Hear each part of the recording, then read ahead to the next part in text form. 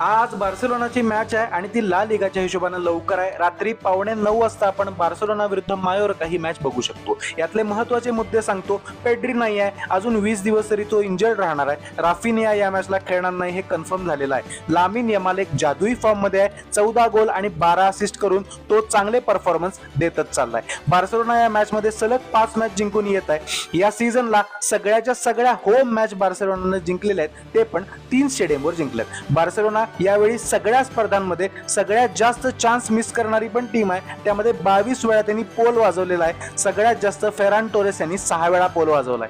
2 नंबरला युनायटेड आहे, त्यांनी 18 वेळा पोल वाजवलाय. युनायटेड आणि बार्सेलोनानं एक चांगला स्ट्रायकर घ्यायची नितांत गरज आहे. मायोर्कानं याआधी बार्सेलोनाला 2009 मध्ये हरवलं होतं, म्हणजे 16 वर्षापूर्वी. त्याचा अर्थ ही मॅच वन साइड व्हायची सुद्धा शक्यता आहे. टेबलमध्ये बार्सेलोना टॉपला आहे, त्यांच्याकडे 1 पॉईंटचं लीड आहे. ही मॅच त्यांच्यासाठी मस्ट विन आहे, कारण मॅड्रिड त्यांच्या मागं येत आहे. त्यामुळे अशा अपडेटसाठी दैनिक फुटबॉलला नक्की फॉलो करा. हा व्हिडिओ तुमच्या फुटबॉल वेड्या मित्राला शेअर करायला विसरू नका.